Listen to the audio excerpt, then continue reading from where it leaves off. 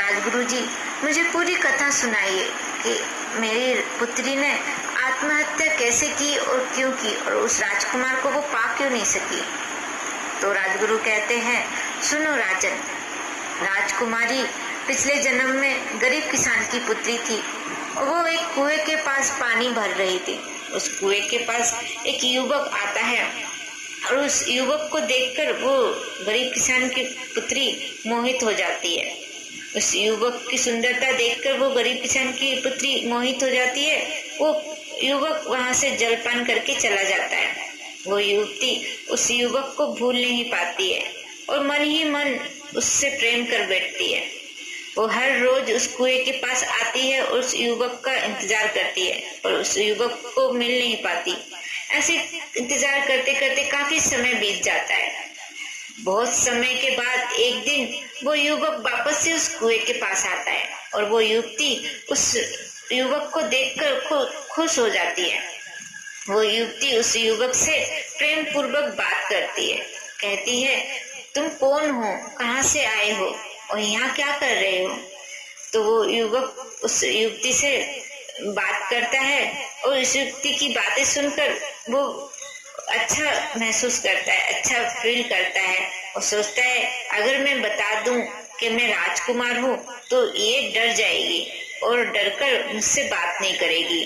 और वो युवती इतनी प्रेम पूर्वक उससे बात करती है कि वो खुश हो जाता है और वो राजकुमार मन का बहुत ही भला मानुस रहता है। तो वो राजकुमार उससे अच्छे से बात करता है, मित्रता करता है और कहता है कि मैं एक लकड़हारे का बेटा हूँ और यहाँ जंगल में लकड़ी काटने आया था। प्यास लगी तो कुआं देखा और जलपान करने आ गया। तो वह युवती उस युवक से अच्छी मित्रता कर लेती है। मित्र बनाने के बाद हर दूसरे तीसरे दिन वहां पर आती है और उस युवक से बात करती है। वो युवक भी उस युवती से मित्रता करता है और वहां पर हर दूसरे तीसरे दिन आता है और उस युवती से बात करता है। ऐसे करते करते बातचीत करते करते काफी समय बीत जाता है। वो युवती निर्णय लेती है कि मैं इस युवक से अपने दिल की बात कह दूंगी। वो युवती उस युवक से बहुत प्रेम करने लगती है। वो एक दिन उस युवक को मौका पाकर हिम्मत करके बता देती है, कहती है कि मैं तुमसे बहुत प्रेम करने लगी हूँ, मैं तुम्हें देखे बिना रह नहीं सकती। मैं हर रोज इस कुएं के पास आती हूँ तुम्हारा इंतजार करने के लिए, तुमसे मिलने के लिए, तुमसे बात करने के लिए। जब तक तुम्हें देख न लूं, तुम्हें बात न कर लूं, तब तक मुझे चैन नहीं मिलता। मैं तुमसे विवाह करना चाहती हूँ। तो वो युवक डर जाता है और उस युवती से कहता है कि नहीं नहीं, मैं तुमसे विवाह नहीं कर सकता। और युवती कहती है, क्यों नहीं कर सकते, मैं अच्छी नहीं दिखती, मैं तुम्हें अच्छी नहीं लगती। तो युवक कहता है कि नहीं नहीं, तुम बहुत अच्छी हो, मैं तुमसे मित्रता किया, तुम अच्छी हो इसीलिए तुमसे मित्रता की, तुम्हारी बातें बहुत अच्छी है, तुम बहुत अच्छी हो, पर मैं तुमसे विवाह नहीं कर सकता। तो वह युवती बोलती है, आखिर क्यों तुम मुझसे विवाह नहीं कर सकते।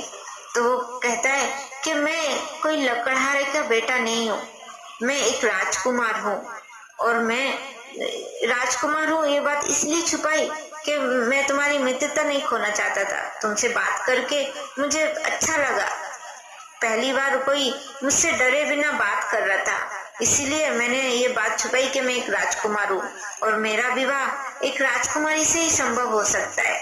एक गरीब किसान की पुत्री को मेरे राजा, मेरे राजमाता, मेरे राजपिता कभी स्वीकार नहीं करेंगे। मेरे राजमाता, मेरे राजपिता एक राजकुमारी से ही मेरा विवाह करेंगे।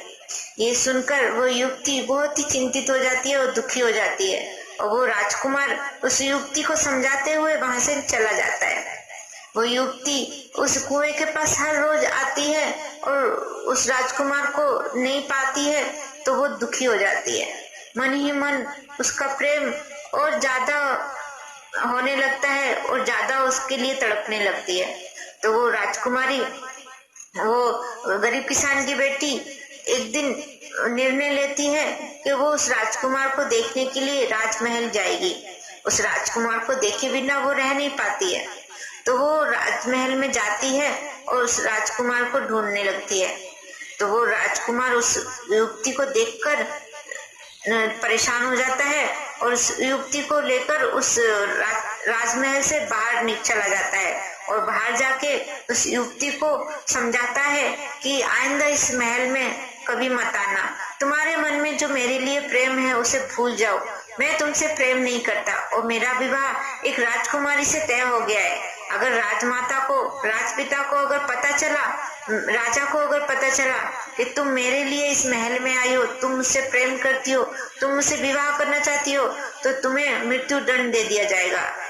तुम यहाँ पे जान की सलामती चाहती हो तो यहाँ से चली जाओ और अंदर कभी मत आना। अगर तुम वापस इस महल में दिखाई दी तो तुम्हें मृत्यु दंड दे दिया जाएगा।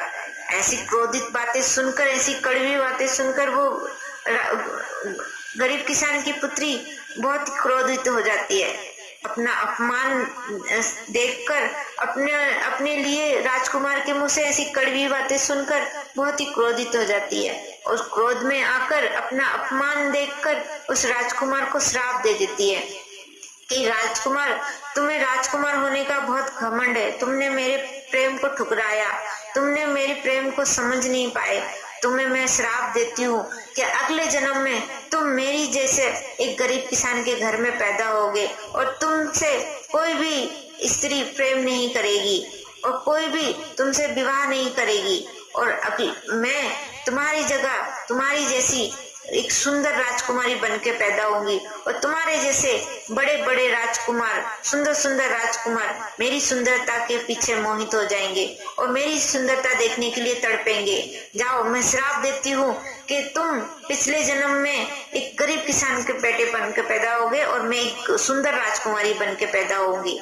ऐसा श्राप देके वहां से वो युवती रोती हुई चली जाती है और उस कुएं के पास जाकर खड़ी हो जाती है और बहुत रोती है और भगवान से कहती है कि भगवान, मैं इस जन्म में तो अपने प्रेम को पा ना सकी, पर अगले जन्म में मुझे मेरा प्रेम प्राप्त हो। ऐसा बोल के वो युवती उस कुएं में अपने प्राण त्याग देती है कूदकर।